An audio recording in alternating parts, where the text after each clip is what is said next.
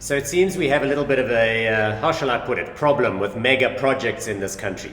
You know, like Medupi and Kusile power stations cost, I don't know, a couple of bazillion rand, and they don't work after many, many years. And lots of tender fraud that was going on there. And then there's the Johannesburg M2 project, which seems to be taking rather long. And of course, in the private sector, not much better. Sasol building a new plant in Lake Charles. That's also like $1 trillion over budget and 16 years behind schedule. I might be exaggerating slightly. But wait, let's not get too pessimistic. There are cases of super big projects which work well in this country, delivered on time and looking good. I'm talking, for example, about the new aquarium at the Cresta Mall.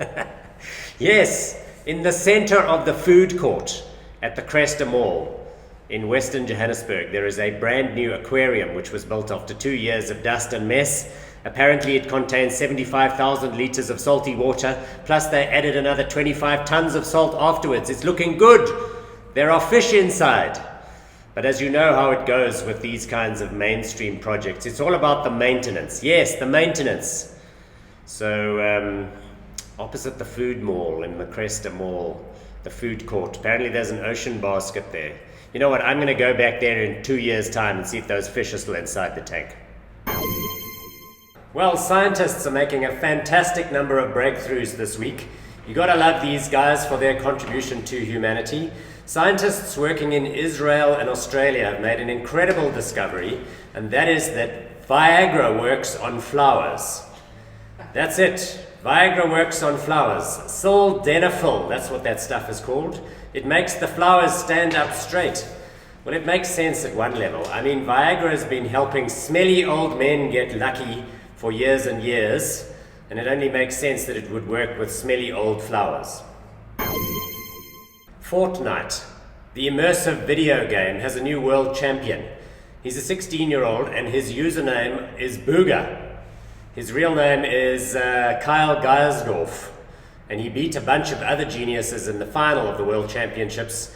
His contestants were people with names like Psalm and Epic Whale and Creo, but he drolled them all in the final.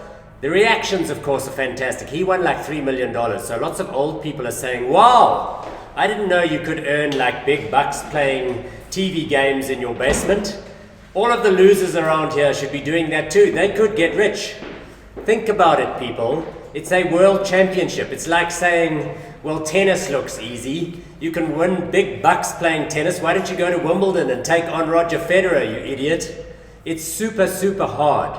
For gamers playing things like Fortnite, the best players in the world are those with the fastest reactions. So that's why we're talking about kids who are 16 years old. Once you get to 21, you're over the hill. It's like female gymnastics.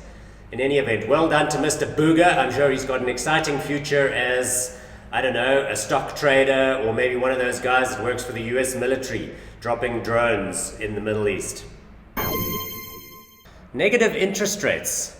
What's that about? You may have seen the news stories that suggest that something in the region of 15 trillion US dollars of sovereign debt currently delivers negative interest yields for its investors. Hearing people in the world of finance explain this is a little bit like hearing amateur astrologers trying to explain dark matter or black holes. After a while, your eyes just glaze over. What it means effectively is that you can go into the market now and buy 10-year treasury bills issued by, for example, the government of France or Germany. And at the end of the 10-year period, you will have had no interest payments and you'll get back less money than you started with. Wow, that's not a good deal. Who would buy those? Well, who would buy those are pension funds, other institutions whose job it is to save money and honor obligations later. So for them it becomes a matter of, well, where can I put money for that kind of period and still be sure that I will get it back at all? The good news is that investors like you and me don't need to play that game. There are much better opportunities out there, like equity markets, for example. So it's one of those regrettable things about modern life that's perhaps best just, acknowledged, but not really thought about too much, like Donald Trump or Ace Magashule. That's right. Just ignore it and pretend it doesn't exist.